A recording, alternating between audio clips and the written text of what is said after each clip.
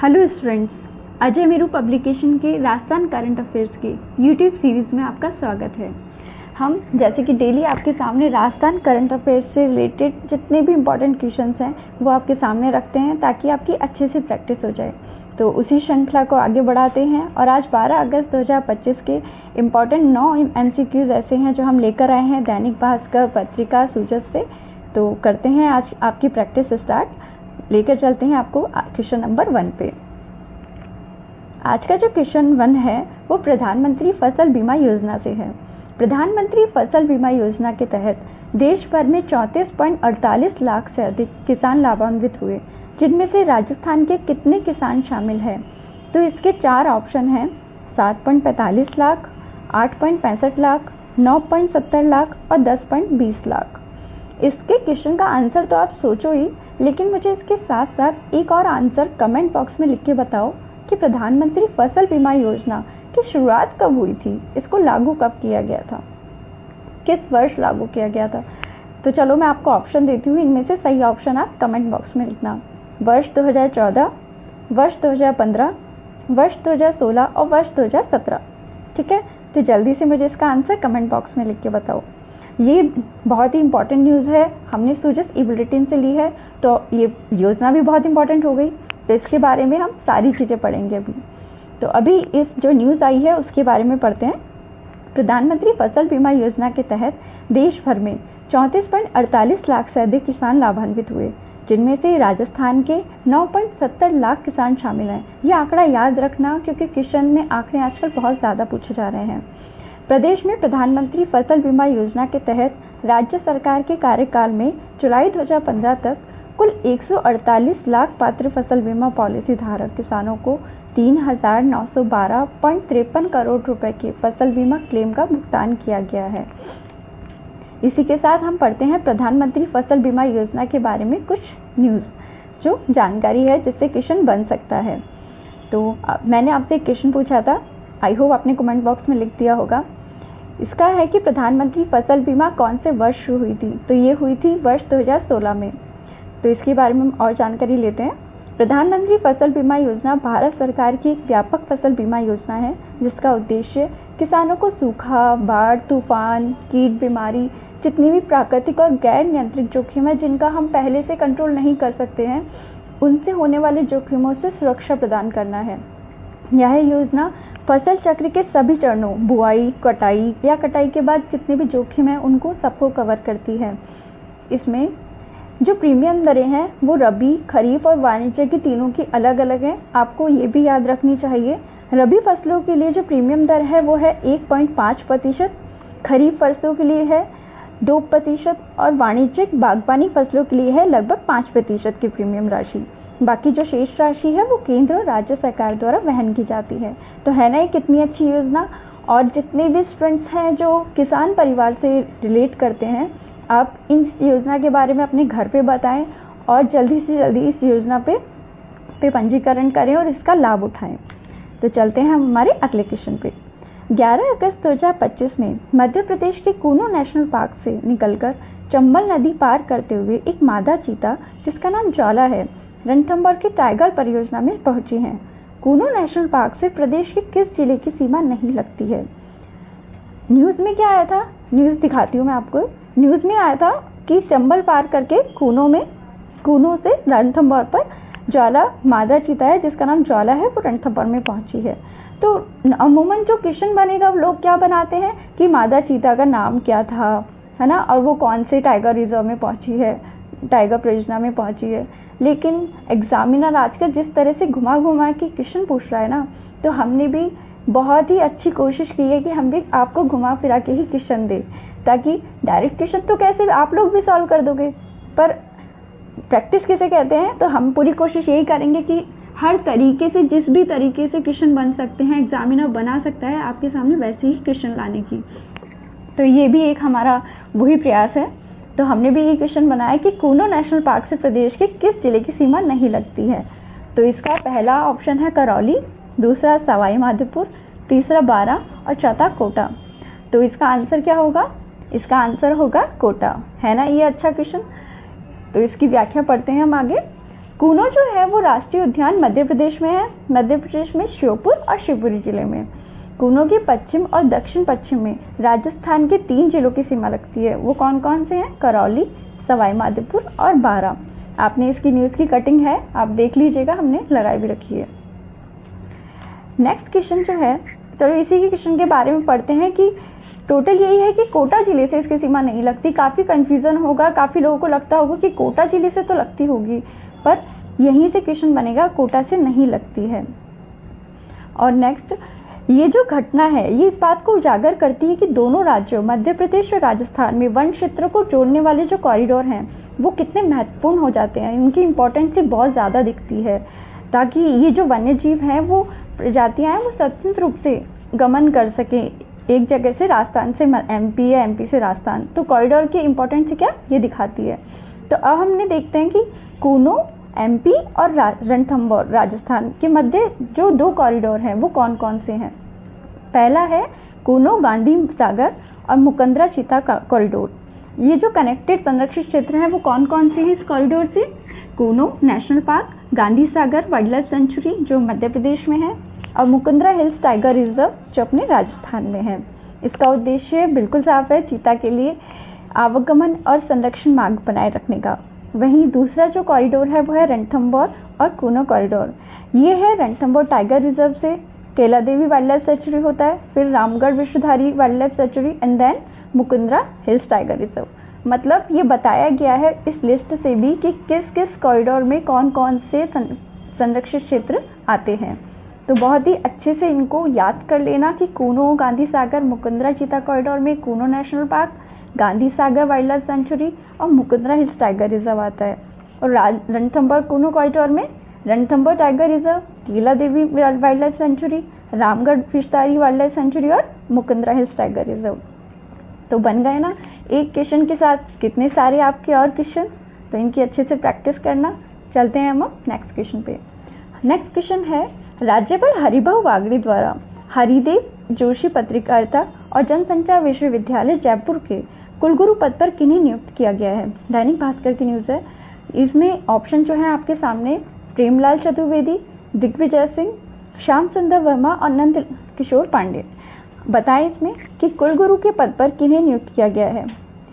तो इसका जो आंसर होगा वो है ऑप्शन 4 यानी प्रोफेसर नंद किशोर पांडे। इनको कुलगुरु पद पर नियुक्ति 3 वर्षों या 70 वर्ष की आयु तक के लिए राजस्थान राज्यपाल हरिभाऊ बागड़ी द्वारा की गई है। इस सिंगल वन लाइन से 2-2 क्वेश्चन बन रहे हैं, 2 क्या 3 क्वेश्चन ही बनते हैं। एक क्वेश्चन तो हमने आपसे पूछ ही लिया कि किनकी नियुक्ति की गई है, प्रोफेसर नंद किशोर पांडे जी की। और दूसरा क्वेश्चन कि इनका कार्यकाल कितने टाइम तक के लिए इनकी नियुक्ति की गई है। तो आपको पता होना चाहिए 3 वर्ष या 70 वर्ष की आयु जो भी पहले हो। और थर्ड क्वेश्चन कि इनकी नियुक्ति किसके द्वारा की जाती है। तो इनकी नियुक्ति राजस्थान के राज्यपाल के द्वारा की जाती है। हमने लिख रखा है इस एक लाइन में कि राजस्थान राज्यपाल हरिभाऊ बागड़ी द्वारा की गई है। आपको पता होना चाहिए कि कुलगुरु की नियुक्ति की गई है। तो कुलाधिपति किसे कहते हैं? कुलाधिपति कहते हैं राज्यपाल को। तो कुलाधिपति और राजस्थान के राज्यपाल हरिभाऊ बागड़ी द्वारा की गई है कुलगुरु की नियुक्ति। ठीक है। नेक्स्ट, अभी वर्तमान में जो इस पद पे जो कार्यरत है उनका नाम क्या है? उनका नाम है सुधीर राजीव। वो 14 अगस्त तक उनका कार्यकाल रहेगा। चलो जानते हैं कुछ जानकारी प्रोफेसर नंद किशोर पांडे जी के बारे में। यह राजस्थान विश्वविद्यालय के हिंदी विभागाध्यक्ष और कला संकाय के डीन रह चुके हैं। और विश्व हिंदी सम्मेलन में भी इनको सम्मान मिला है। यह सम्मेलन कब हुआ था? फरवरी 2023 में इन्हें फिजी में आयोजित 12वें विश्व हिंदी सम्मेलन में हिंदी भाषा के वैश्विक ज्ञान में इनको सम्मानित किया गया है। ये बहुत इंपॉर्टेंट है क्योंकि जो भी पर्सन जो न्यूज़ में है उससे रिलेटेड जितने भी फैक्ट्स होते हैं ना वो हमें पता होने चाहिए, क्योंकि कब कौन से फैक्ट से क्वेश्चन बन जाए हमें कुछ नहीं पता। इसीलिए हमने उनसे रिलेटेड जितने भी फैक्ट्स हमको मिल रहे थे हमने वो सब आपके सामने रखे हैं। तो याद रखना कि ये जो है इनको कौन कौन से सम्मान भी मिले हैं। 12वें विश्व हिंदी सम्मेलन में मिला था, फरवरी 2023 में आयोजित हुआ था। और कहाँ हुआ था? फिजी में आयोजित हुआ था। हिंदी भाषा के वैश्विक विकास में जो इनका योगदान था उसके लिए मिला था। ये मध्यकालीन भारतीय साहित्य के विद्वान भी हैं। इन्होंने कई प्रमुख रचनाएं जिनका संपादन किया है, लेखन किया है। इसमें इनकी प्रमुख रचनाएं जो हैं वो संत साहित्य के समक्ष संत रज्जब और इनका कविता संग्रह आधुनिक भारतीय कविता। इन तीनों का नाम अच्छे से याद कर लेना, कभी भी न्यूज़ या एग्जाम में आपके आ सकता है। नेक्स्ट का ये कहाँ से है, बहुत सिंपल क्वेश्चन है, अधिकतर पूछ लेते हैं कि ये कहाँ से बिलोंग करते हैं, तो यह राजस्थान से बिलोंग नहीं करते, क्योंकि आपको लगता होगा कि राजस्थान से पढ़ा रहे हैं, राजस्थान के क्वेश्चन है, तो राजस्थान में इनको कुलगुरु के पद पे नियुक्त किया गया, तो ये राजस्थान से बिलोंग करते होंगे। ये बिहार से बिलोंग करते हैं। बिहार के सिवान जिले ग्राम भाटी से 6 जून 1965 में इनका जन्म हुआ था। उन्हें कर्मयोगी पुरस्कार से भी सम्मानित किया गया है। ठीक है, तो हम बढ़ते हैं आपके नेक्स्ट क्वेश्चन पे। इटली के 27वें इंटरनेशनल थिएटर फेस्टिवल 2025 में भारत का प्रतिनिधित्व करने वाले सिकंदर खान राजस्थान के किस जिले से संबंधित हैं? ये तो क्वेश्चन है जिसके ऑप्शन हमने दे रखे हैं आपको, जयपुर, जोधपुर, उदयपुर, बीकानेर। सिकंदर खान बहुत फेमस है अपने नाटक के लिए, इनका एक बहुत प्रसिद्ध नाटक है। अब जल्दी से इसका नाम बता दो, मैं तो बताऊंगी थोड़ी देर में, पर आप एक बार कमेंट बॉक्स में एक बार अगर आपको पता हो तो एक बार नाम बता दीजिए। ठीक है, चलते हैं अपने प्रेजेंट क्वेश्चन की तरफ। याद रखना, इंटरनेशनल थिएटर फेस्टिवल 2025 कौन सा संस्करण है? 27वां। कहाँ हो रहा है? इटली में। तो अब यहाँ पे हमारे जो भारत का, राजस्थान का जो प्रतिनिधित्व कर रहे हैं वो है सिकंदर खान, और ये कौन से जिले से हैं इसका आंसर हम बताते हैं। इसका आंसर है, ये है जयपुर जिले से। ठीक है, तो जयपुर के युवा नाट्य निर्देशक सिकंदर खान इटली के 27वें इंटरनेशनल थिएटर फेस्टिवल 2025 सैले Teatro fest the word on stage में भारत का प्रतिनिधित्व कर रहे हैं। ये बहुत ही गौरव की बात है हमारे लिए। इसका आयोजन कब हो रहा है? 4 से 7 सितंबर को हो रहा है। इसमें सिकंदर खान जो है अपने लिखे हुए और निर्देशित नाटक मकतूब का मंचन कर रहे हैं, जिसका जो क्वेश्चन मैंने अभी आपसे पूछा था, कौन सा नाटक है? मकतूब। ये बहुत ही फेमस नाटक है सिकंदर खान का। अब चलते हैं कुछ सिकंदर खान के बारे में जान लेते हैं। वे अपनी संस्था यथार्थ के माध्यम से इस महोत्सव में भाग ले रहे हैं। इनकी भी एक ऑर्गेनाइजेशन है, क्या नाम है? यथार्थ। याद रखना, यथार्थ ऑर्गेनाइजेशन। सिकंदर ने इससे पहले Kenya, Thailand, Philippines, Malaysia, Bulgaria आदि जैसे देशों में भी नाटकीय परियोजनाओं के माध्यम से भारत का प्रतिनिधित्व किया है। हमारा नेक्स्ट क्वेश्चन है क्वेश्चन नंबर 5। 8 से 10 अगस्त तक थाईलैंड में आयोजित इंटरनेशनल ताइक्वांडो चैंपियनशिप में किस खिलाड़ी ने गोल्ड मेडल जीता? ये दैनिक भास्कर का क्वेश्चन है। इसमें 4 ऑप्शन आपके हैं, ये सीमा मुदगल, मुस्कान कुटुतिया, पंखुड़ी शर्मा और मुदिता अग्रवाल। कहाँ पर आयोजित हुई है ये इंटरनेशनल ताइक्वांडो चैंपियनशिप? थाईलैंड में। और कब आयोजित हुई है? 8 से 10 अगस्त को। तीनों ही फैक्ट्स याद कर लीजिए। अब इसका आंसर याद कर लीजिए कि मुस्कान ने मुस्कुराते मुस्कुराते इंटरनेशनल ताइक्वांडो चैंपियनशिप भी जीत ली। ठीक है, तो इसका आंसर ऑफ कोर्स आपको पता चल ही गया होगा, मुस्कान है ऑप्शन नंबर 2। केशव विद्यापीठ समिति जामडोली जयपुर द्वारा संचालित गर्ल्स स्कूल की छात्रा मुस्कान कुटुतिया ने 8 से 10 अगस्त तक थाईलैंड में आयोजित इंटरनेशनल ताइक्वांडो चैंपियनशिप में गोल्ड मेडल जीता। उन्होंने फाइनल में फिलीपींस की एरा में अमेजो को हराया था। ये भी क्वेश्चन बन जाता है कि गोल्ड जीता है। ओके, क्वेश्चन तो बन गया कि गोल्ड किसने जीता, वो हमने आपको बता दिया। पर सब एक और होता है कि फिलीपींस में मतलब फाइनल में किसको हराया, तो फाइनल में फिलीपींस की एरा में अमेजो को हराया। याद रखना, इससे भी क्वेश्चन बन सकता है। Next question number 6। राजनीतिक पार्टियों को चुनाव लड़ने के लिए अयोग्य घोषित किए जाने के संदर्भ में निम्न में से कौन सा कथन असत्य है? अभी आज एक न्यूज़ आई 12 तारीख को, जो न्यूज़पेपर आया दैनिक भास्कर, उसमें कि आजकल मतलब जो चुनाव आने वाले हैं उसमें कुछ पार्टीज को अयोग्य घोषित किया जा रहा है। तो उससे रिलेटेड 4 पॉइंट्स हैं, आप इनको देखें कि इनमें से असत्य कौन सा है।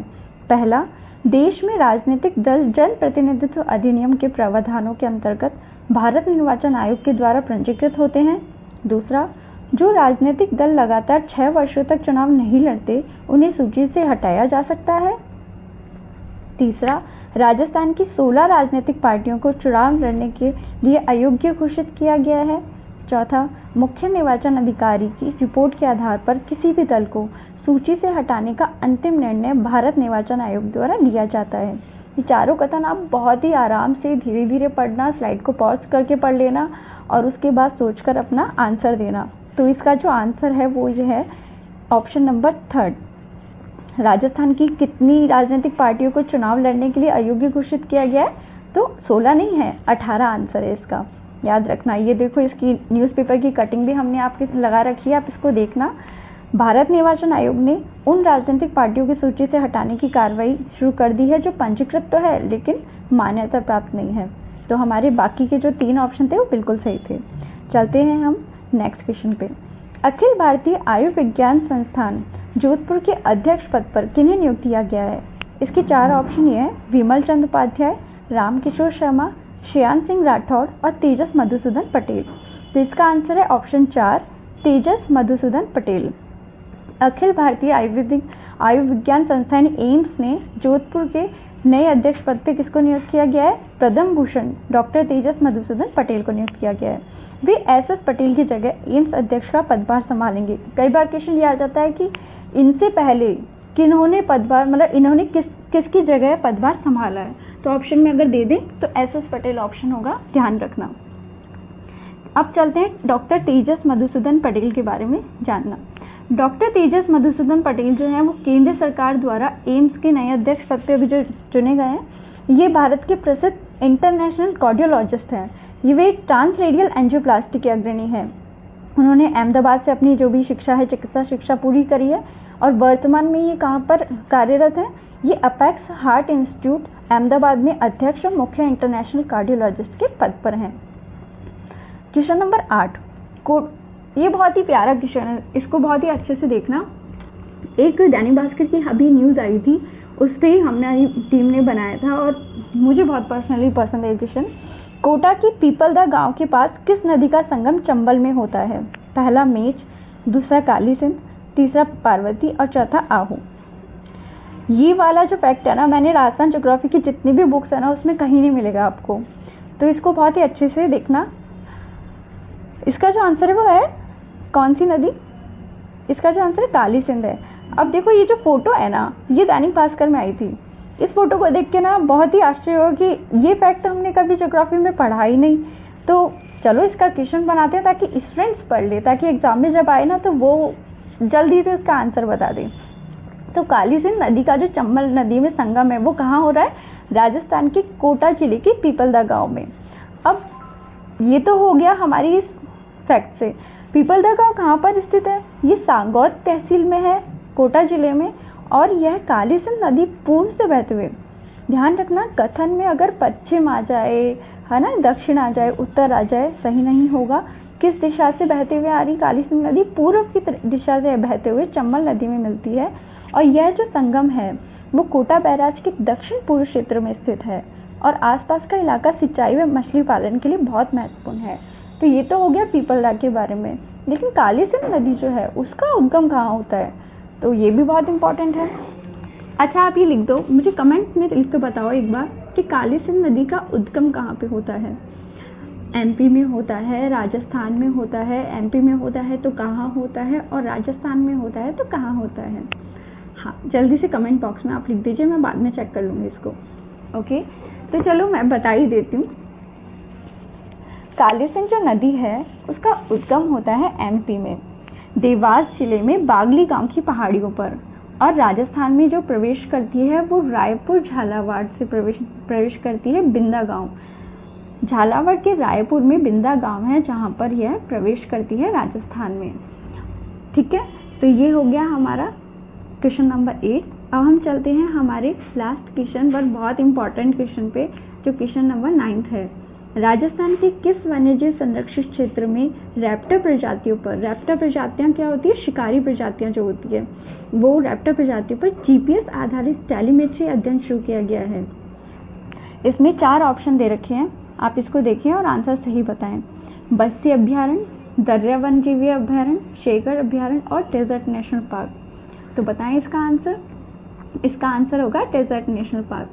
विलुप्त हो रही शिकारी जो पक्षी हैं उनके संरक्षण के लिए पहली बार जीपीएस आधारित टेलीमेट्री अध्ययन की शुरुआत डेजर्ट नेशनल पार्क अभ्यारण्य में की जा रही है।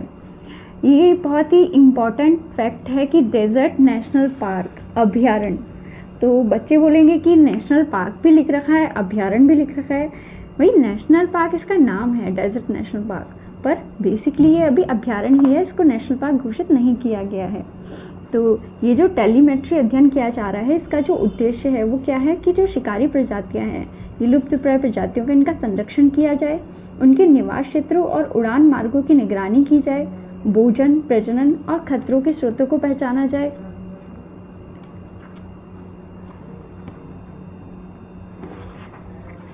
Wild life institute of India, Rajasthan one विभाग और Raptor research and conservation foundation के सहयोग से अप्रैल 2025 से जुलाई 2027 तक चलने वाला raptor ecology study desert national park और आसपास के क्षेत्र में लागू है। इसमें 2 फैक्ट्स हैं, बहुत अच्छे से याद करना। एक तो ये जो डेजर्ट नेशनल पार्क में चलाया जा रहा है रैप्टर इकोलॉजी स्टडी, वो किन किन के द्वारा चलाया जा रहा है, तो 3 है, wild life institute of India, Rajasthan one विभाग और Raptor research and conservation foundation द्वारा। और इसका ड्यूरेशन क्या है, अप्रैल 2025 से जुलाई 2027 तक डेजर्ट नेशनल पार्क में चलाया जा रहा है। इस अध्ययन में फिलहाल 2 टॉनी ईगल और 1 इजिप्टियन वल्चर को जीपीएस ट्रांसमीटर के साथ टैग किया गया है। और कुल कितने करने हैं इनको, 36 पक्षियों को टैग करने की योजना है। और इसमें देखना पूरी लिस्ट दे रखी है कि जो है इस प्रोजेक्ट में 6 प्रमुख प्रजातियां शामिल की गई है और 6 की टोटल 36 ही पक्षियों को टैग किया जाएगा।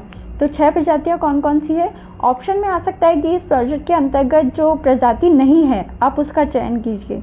तो आपको 6 के नाम पता होने चाहिए ताकि आप एक को एलिमिनेट कर सको। तो 6 कौन कौन सी है, Bonelli eagle, tawny eagle, red necked falcon, steppe eagle, long billed vulture और मिस्र के गिद्ध।